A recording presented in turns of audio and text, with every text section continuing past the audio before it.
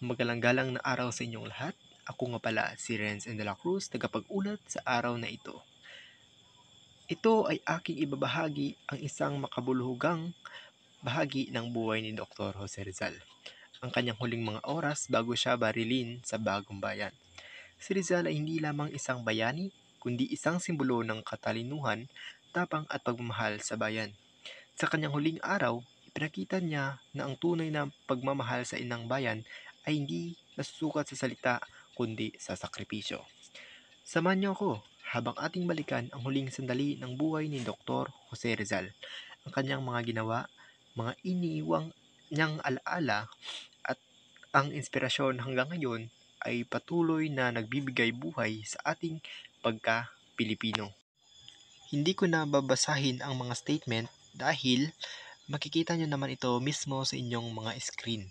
So, si Rizal ay ginugol ang kanyang mga huling oras sa kanyang selda ng kamatayan, kung saan tinanggap niya ang membro ng kanyang pamilya at sumulat ng kanyang mga liham.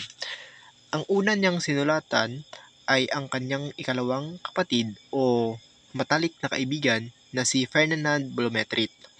Ibinigay niya sa kanyang kapatid na si Trinidad ang isang lumang lampara di petrol at bumulong sa Ingles na mayroong nakatago sa loob nito. Doon natagpuan ang kanyang tanyag na tulang pamamaalam na Mi Ultimo Adios o My Last Farewell. Sinasabing si Rizal ay ikinasal sa kanyang kasintahan sa Irish sa pamamagitan ng sermonyang Katoliko. Sa mga huling oras ng kanyang buhay, matapos silang magsama sa dapitan, bago pa man ito, sila ay nagpakasal sa sibil.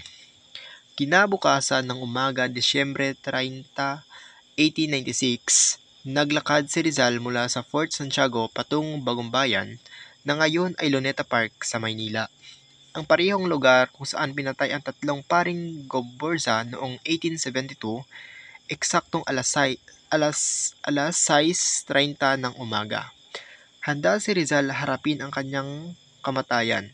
Nakita siya bilang isang taong mapayapa, matatag at matapang sa harap ng kapalaran. At ipinakita rin ni Rizal ang kanyang pagiging makatao at mapagmamahal sa pamilya. Kahit alam niyang mamamatay na siya, nagawa pa rin niyang magpaalam ng maayos at mag-iwan ng inspirasyon. Ang kanyang huling lakad patungong Bagong Bayan ay simbolo ng katapangan. Hindi siya tumakas o natakot. Bagkus, hinarap niya ang kamatayan na may dignidad at kapayapaan.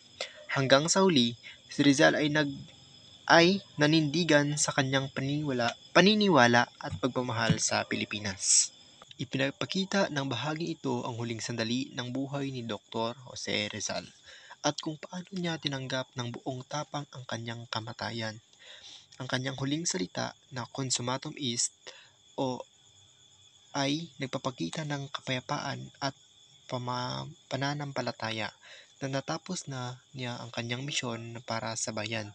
So, ang consummum est ay salitang tapos na o naganap na sa Pilipino.